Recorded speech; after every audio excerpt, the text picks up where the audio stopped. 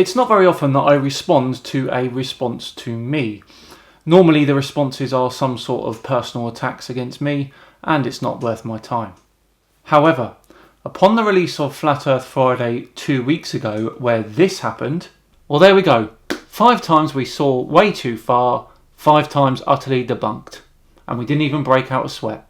The Flat Earth brothers were quick to respond, and the title of their video? Simon's Kryptonite Revealed.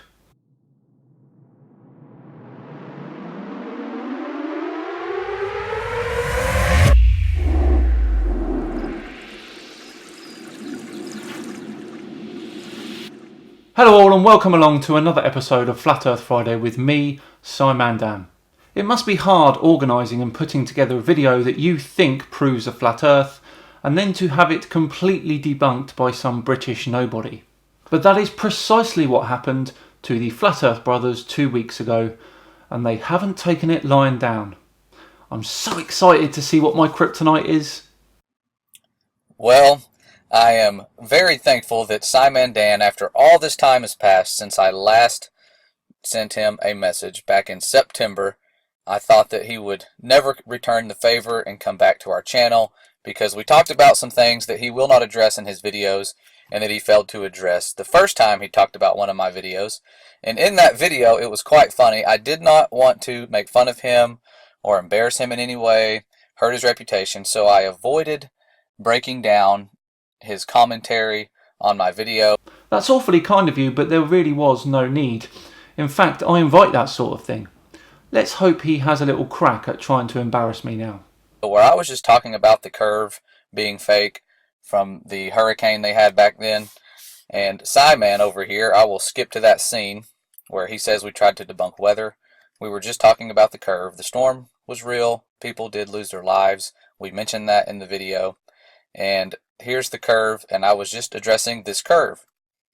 And I did something with this storm using the map that they gave us of how wide this storm was, and based on the curve, I put this and tried to match it up as best as I could to the curve of a globe to see how wide this storm really is. And when you measure the storm, and given that the Earth is roughly 8,000 miles in diameter, you can see that it only took about 3 of these lines to equal 1 Earth diameter. And that doesn't work because you're using 2 photos of the Earth that are taken from 2 different altitudes. I did say that. Meaning this storm is quite large, or Earth is just really small. You know, about 1,500 miles in diameter. That was all I was saying in this video. And he came back, his response, let me skip to it. It was funny, this one. Was a golf ball. He used a golf ball to debunk me. And with his scale, putting down a golf ball, if you would have used a golf ball with a globe on it, you would have had very similar results because his hurricane, it only took about a little less than 4 of them to span across the diameter of the golf ball, which we could pretend this is a globe. And that was my point, which I don't think you got. And a lot of people didn't do that. They were coming in commenting saying, oh, your Earth was as big as a golf ball according to your math. No, that's not what I was doing at all. But with his little chart that I took from his video, this is a screenshot from his video, the Earth would be about 5, 10, 15, 2,000 miles in diameter. He really isn't understanding my point, is he? So, not really sure how that debunked me in the first place. Didn't get into those details. It's not about right or wrong. It's about being a deceiver or being someone who does science. Okay, if we'd have taken a picture of that storm from the same distance that we've got the picture of the globe, then you can match it up and try and come up with an estimation for the diameter of Earth. But the picture of the storm was taken from the ISS, which is only 408 kilometers high. Matching up 2 arbitrary curves is not going to give you accurate results. That was my point. Making fun of typos in other people's videos and making a living off of that is not science. Change your name. You are not a scientist. Bill Nye is not a scientist. Neil deGrasse Tyson is not a scientist. They're actors. Okay, it's obvious. Yes, so obvious. But here's the typo, one of them in question. I've seen a lot of comments on the video. I have yet to even watch the response to my video from Simon. So you're making a response to a video that you haven't even seen? So he's not even seen my complete demolition of it? Oh.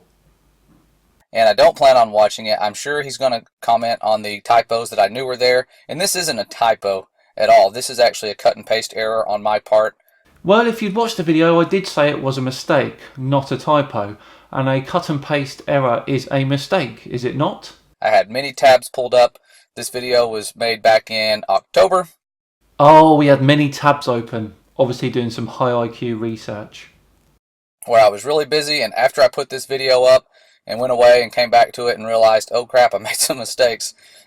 People had pointed it out, and I thought I'd pinned a comment talking about these, but I didn't. These were something that I realized people could see that it was a mistake and go, well, I can do the math myself, no big deal. To be fair, that was the least of your worries. The Flat Earth brothers moved on to the business of faking space, but I really wanted to see what my kryptonite was. And I noticed in the description that they put in there that they've left that bit to the end. So let's have a quick look and see what they say. Keep opening your eyes and helping us open the eyes of others. If you're just now waking up to the fact that there's fraud because you've never seen it, that's awesome. Ask us questions. Try to disprove it. Try to disprove that there's fraud, like we all did. If you can, let us know. If not, we're here for you, and we love you. So come back, see us, hang out, or just leave a mean comment and walk away. Either way, it's all right. We're here for the ones that have eyes. Thanks, and God bless.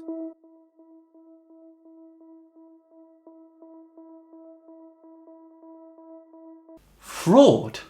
Fraud is my kryptonite. What? The act of fraud? Me witnessing fraud? I think we need some clarity on this one.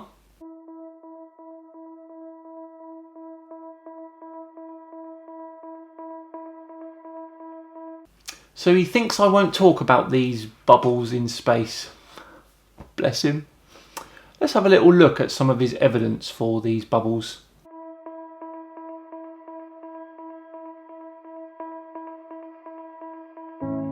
Oh, apparently there is no debunking this.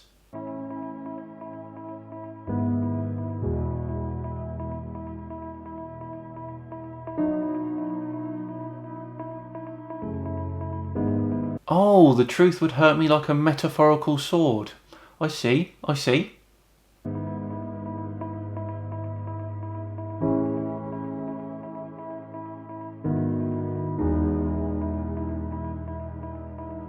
Who's that then? Because I work for myself. Ah, clever Flat Earth brothers, clever. Right, let's have a look at this, shall we? First off, take a look at this short clip of astronauts training in the neutral buoyancy lab. Pay particular attention to how there are no bubbles coming from the astronauts themselves. None. Now, granted, there are some bubbles coming from the mock-up space station, but look at the nature of them, travelling in one direction to the surface of the pool. Now let's go back to the clip that the Flat Earth brothers provided us. If this was truly filmed in a pool, why then are these so-called bubbles moving in different directions? One of them even starts going in one direction and then decides, oh hang on, the surface of the pool is this way, not that way. Just because they look like bubbles, it does not mean they are bubbles. They look like them, yes, but their behaviour is extremely unlike how actual bubbles behave. These are not bubbles. They are primarily water ice crystals. Any air that leaks from airlocks, etc. will immediately freeze upon contact with space. Now, isn't that a much more reasonable explanation?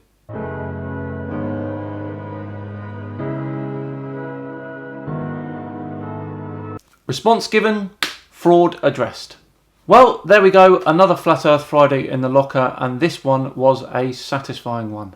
Thank you all so much for watching. If you like this one, then please do like and subscribe.